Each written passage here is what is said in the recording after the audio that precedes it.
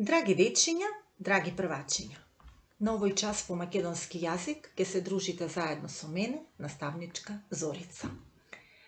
Денес ќе слушнете една кратка, многу кратка приказна со интересен крај. Како се нарекуваат тие кратки приказни во кои најчесто ликовите се животните, кои се надитуваат меѓу себе? Така е, тоа беа басни. Тоа ќе биде и нашата цел на овој час, ученици. Да ја слушнете внимателно басната, ќе видиме која, да ја разберете нејзината порака, да ја почитувате и да ја применувате нејзината порака. Ќе слушнете басната Штурецот и мравката. Слушај внимателно. Штурецот и мравката. Еден убав сончев ден, Штурецот свиреше и пееше во полето. Додека тој свиреше, мравките напорно работеа во полето и собираа храна за во зима. Кога мравката помина покрај него, тој ја праша: "Зошто не дојдеш и ти со мене да свириме и пееме заедно наместо да работиш толку напорно?"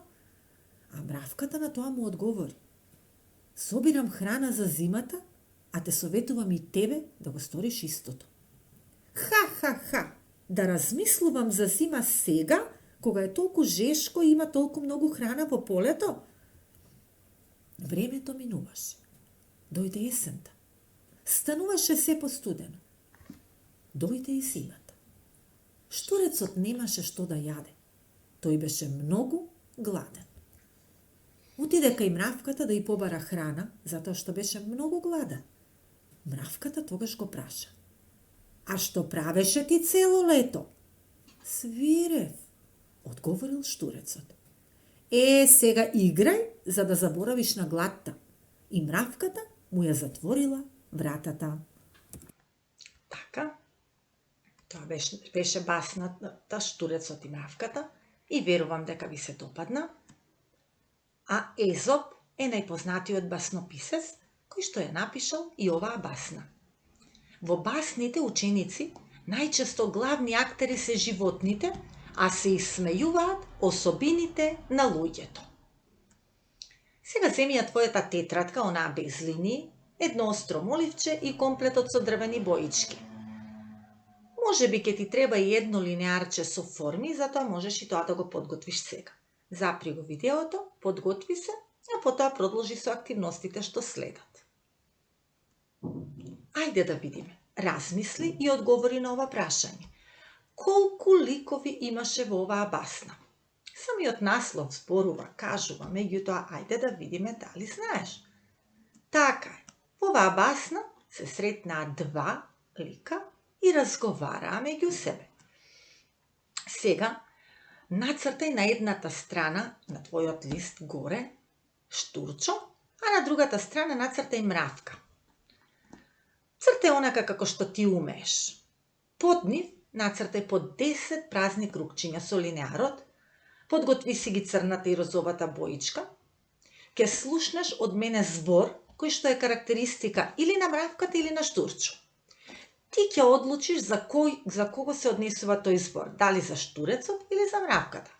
Ако карактеристиката што ќе ја слушнеш, значи зборот што ќе го слушнеш е нешто неубаво, тажно, непријатно, со црната боичка обојуваш едно кругче онаму каде што мислиш дека припаѓа.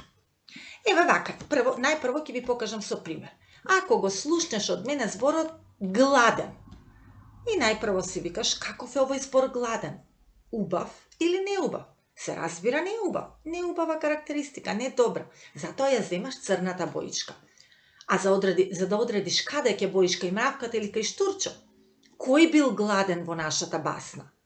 Гладен беше Штурчо и затоа кај Штурчото обојуваш едно кругче црно. Значи, гладен бил Штурецот. Или пак брз.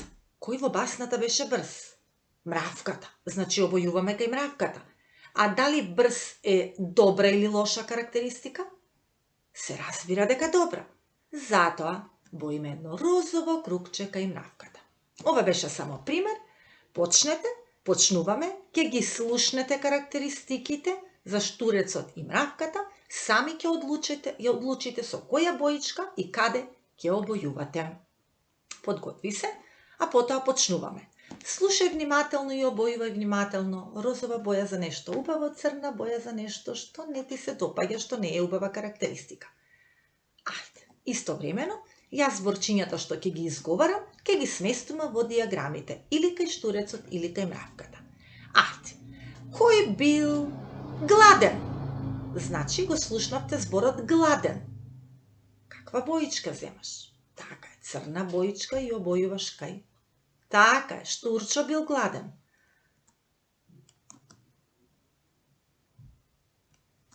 Уморен. Зборот уморен. Кој бил уморен? Мравката. Обојуваш кај мравката. А премрзнат. Дали е тоа добро или лошо? Лошо е, премрзнат беше Штурчо. Обојуваш кај Штурчо. Со каква боја се разбира дека со црна. Упорен. На кого се однесува карактеристиката упорен? Доколку обои кај мравката со розова боичка, ти си сепак во право. А вреден? Кој беше вреден? Колку убав збор. Мравката беше вредна. Повторно кај мравката верувам дека обои розово кругче. Бессрамен. Бессрамен. Карактеристика без срам. Лоша карактеристика, тоа беше Штурчо. Значи, Штурчо добива уште едно црно кругче, верувам. Весел. Убава карактеристика. Весел. А весел беше? Така, Штурчо. Штурчо добива и една розова карактеристика. Брз. Кој во оваа басна беше брз? Штурецот или мравката? И колку е добро да си брз. Брза беше мравката. Мравката добива розово кругче. Задоволен. Задоволен. Карактеристиката задоволен. Убава карактеристика. И задоволна од својата работа секако беше мравката, ученици. Повторно розово кругче. Мрзлив. Колку ли е лошо да си мрзлив?